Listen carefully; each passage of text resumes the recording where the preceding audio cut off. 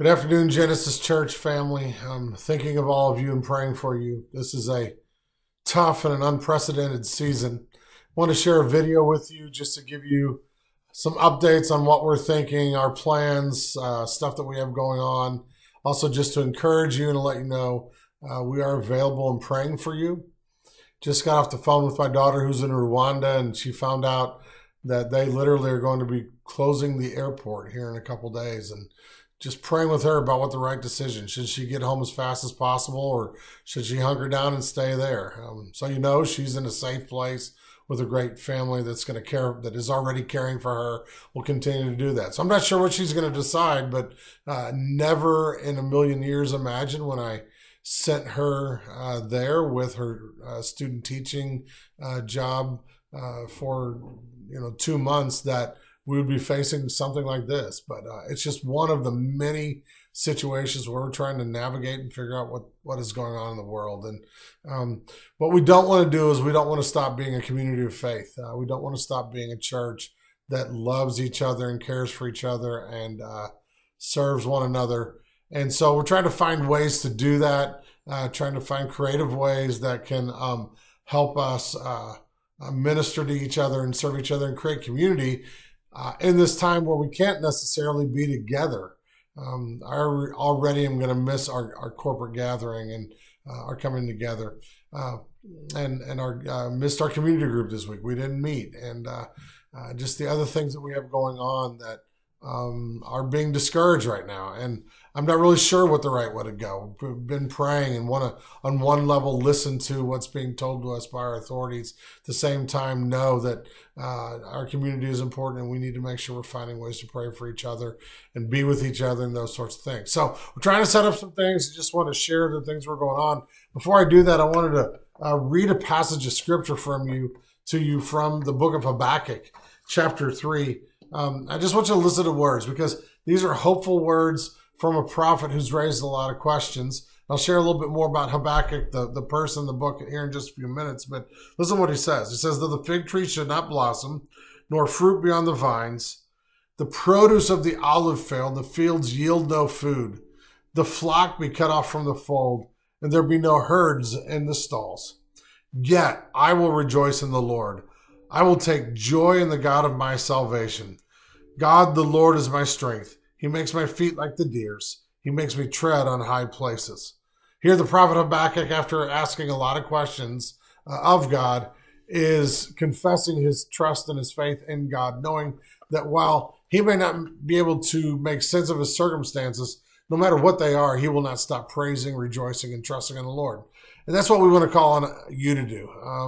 I don't know where this ends. I don't know how this will shape our world. I don't know the impact. I can tell you that it is going to affect every one of us.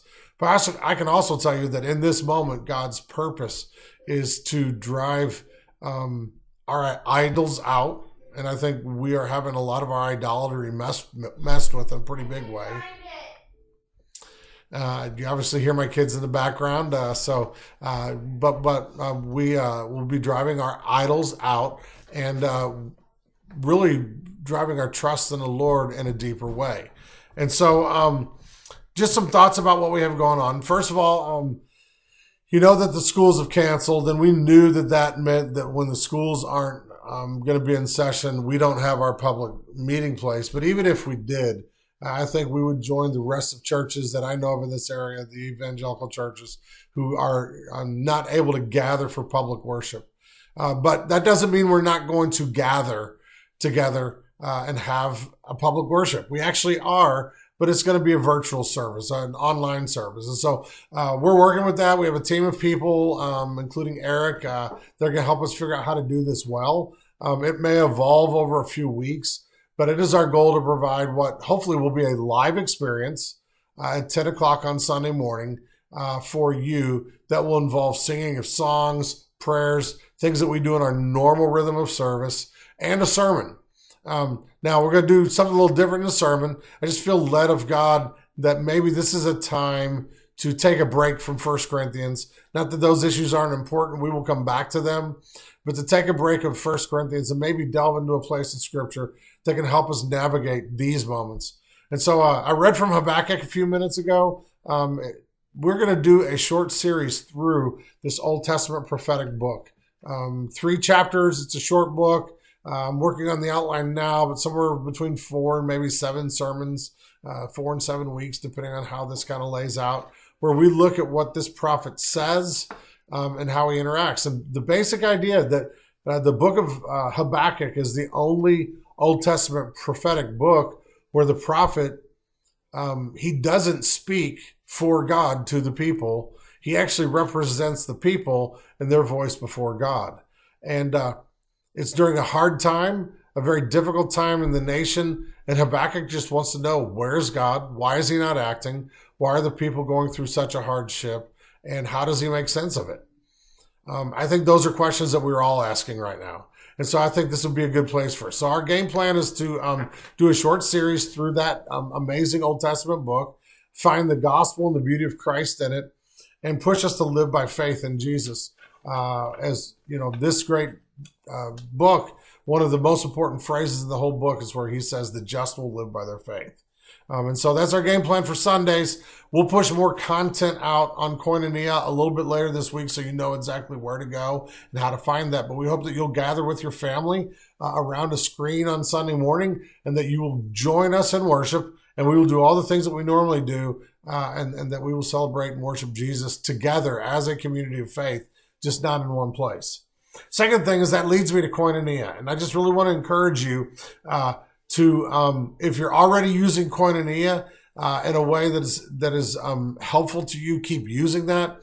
And if you really haven't got into Koinonia, figured it out, we want to encourage you to do that, to get familiar with it, to go in and set your email settings. And if you're not sure how to do that, send me an email and I can kind of walk you through that, or I can talk to you on the phone and help figure that out for you. But to go into your email settings and set it up so that you're getting most of the content by email when it goes out, so that you can see things that are happening. We're going to be doing all kinds of things. In fact, Koinonia during this season, the word Koinonia, we've mentioned this, the name for our online community comes from the Greek word that means fellowship in Acts chapter 2.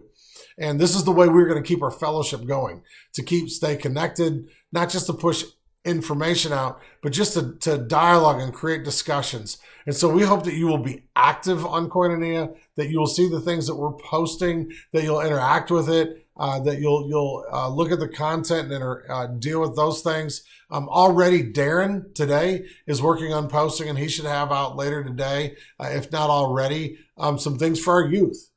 He sent it out through his text app, but he's also working on putting that on Koinonia. That includes youth group lesson for tonight, a song they can be thinking about and singing, some other thoughts, some things that a website link. And so we're going to be doing a lot of stuff like that. I think we'll have youth group every Wednesday night. We'll be pushing out resources that will encourage you. Already today, posted a forum there that looked at a free ebook that will help prepare you for Easter. We'll be doing our family worship sheet each week and encouraging you to do that with your family. If you've never done that, this is a great time to start that exercise. We're looking at options with our Genesis kids and thinking about ways to either post content from the lesson they would have had at Genesis, or to create other ways. So Missy and Leslie are thinking and working through ways that we can push things out and connect with your children through Koinonia. We're going to try to find ways to share gospel content each week and just serve one another with that. And we want to encourage you to use it. Please post your prayer requests, post ideas. If you come across something that's good, feel free to share there. Create dialogues, create discussions. It's a great place for us to be having those, talking back and forth. Also, speaking of our community, we are actually working on some possible ideas that will create ways where community groups can meet virtually, where literally you and your group would be able to sit hopefully at a computer and at a screen, maybe your spouse at one screen, while everybody else, your community group, at the same time is sitting there, and you can have a discussion, you can have a prayer time, you can stay in touch with your group and do that online. One of the things about this moment in our history, as opposed to other seasons in life where things like this have gone on, is the reality that there's just more ways for us to stay connected by using our computers and our screens and our phones. And so we're looking at some ways that might happen with community and with other meetings that we would normally have to be able to do that. And so we'll have more on that out in a little bit, and especially some of the things that we're even thinking this week, how we can connect with one another. We're also, for the most part, almost all meetings are going to be canceled. We do have a couple things that I just feel like, and I may be wrong about this, and if you don't feel like you can attend, I do understand that. But two things that we are going to just meet at the office. These are really small groups to begin with, but I am still going to be at the church office on Friday at 6:45 or so. Anybody wants to come and pray, we'll get the Keurig warmed up and can do that. And then also our men's Bible study that meets on Tuesdays. We're going to move that to the office as well. I'll have a pot of coffee ready, and if you want to grab breakfast and join us, we'll keep studying the Word together for a few minutes there. Like I said, if you feel like you can't come to that, I totally get it, but I think for some, it just is a very small gathering that would be a big benefit to them. Also want to encourage you to help us serve you. There's a lot here that we can talk about. Make sure you reach out to us. Connect with one of the elders. If you're ill, if you're sick, even if it's related to what's going on now or related to something else, listen, we want to pray for you. We will find ways to make that happen. We want to pray with you. We are still a faith community, and we're a faith community with pastors who need to and want to serve this body. And so I just want to really encourage you, don't go silent on us. Don't pull away. Let's stay connected. Any need you have, you text me, you call me, we'll find a way to meet it. If you hit financial struggles and you need some help, we need to be a faith community that can serve one another. If you need, like you're unable to go to a store, we can find a way for someone to make a grocery run or get you things that you need. If you have other supplies or things, we just want to be able to help you. If you are if this pushes you into a season of anxiety and depression, please don't do that alone. There are ways through video conferencing and other avenues that we can hook up and have conversations and spend some time talking to you and praying with you, and just other things that we can do, even if it's not face to face. But listen, even if it needs to be, if you get to the point where it needs to be, that we can figure that out and try to do all we can to serve you. And so I just want to encourage you that we are still a faith community. Your community group is the first place. We want to encourage you to make sure you stay in touch with them, that you stay connected to them. But we also want to encourage you to keep the elders and the rest of the church informed of needs that you have. And so please don't hesitate to contact us and help us, let us be an encouragement to you. Final thing I want to share with you is just an encouragement to you. It seems like, this is kind of day 3 or 4, depending on when you started some of this stuff, of being holed up in your house with your family. I know a lot of you are working from home. I'm kind of doing that, navigating what it looks like to be around the house with my family, so you can hear them in the background. I don't know if you can hear the ukulele playing upstairs as one of my daughters is practicing her ukulele skills. But working from home is a challenge, but then it's going to be like around the clock, you and your family, and that can be a tough thing, but it can also be a very good thing. And I think for a lot of us, pushing us towards maybe some things that we needed to begin with. A closer walk with Christ, a deeper walk with our family. So I just want to encourage you to do some things that will be important and maybe helpful during this time, and maybe even embed some habits that will last way past this. So to begin with, I want to encourage you to have a Bible reading plan.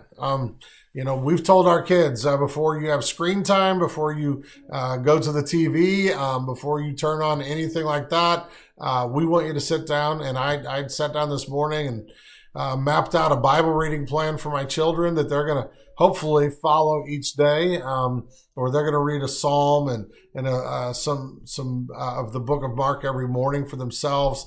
We'll create a way for us, since we're all reading the same thing, we can then have conversations and dialogues about what they read. For myself, I just double down on the Bible reading plan I have. If you don't personally have a Bible reading plan that you're doing, now's a good time. There's all kinds of things you do. If you're unsure where to start, just start in the book of Mark like we do. I always tell people if they've never read the Bible before, Mark is the place to start, because the Gospel of Mark is written to people who are just figuring Jesus out. And so, but there's all kinds of other options, including the Bible reading plan on our family worship sheet. We want to encourage you to be patient with your children. Be involved in their education. Everybody's homeschooling now. So all our homeschool parents, nothing new for you, but for those of us who have our kids in public school, guess what? We need to learn from our homeschool parents how to be patient with our children, because we're going to be trying to help them with their education and their day. But find things to do. Find ways to do recreation, to get in the yard and play, or just keep the kids active. Want to encourage you that exercise during something like this is a big deal. Our bodies, we are holistic people. And if we're not finding outlets for physical activity, it can lead to a lot of other things, including depression and some of the other struggles that we've talked about already. And so I want to encourage that. And just encourage you to do family devotions, family worship sheet each week, all kinds of things that we can be doing. But maybe one of the gifts that God has given us is a season of life where we can really draw close to Him and close to the people in our lives that are most important, while we have some of the idols of our lives kind of peeled back. I'm in total sports withdrawal, but I get to hang out with my kids and my wife, and so that's a good thing. So, no, I went a little long here, but I just a lot to share just to kind of kick it off. We're praying for you. We want the best for you. We are looking forward to the days ahead with Genesis, and just hope that God will use this in your life and the life of our church to be bold with our witness and to be clear with the gospel and to walk close with Jesus. Thanks. God bless.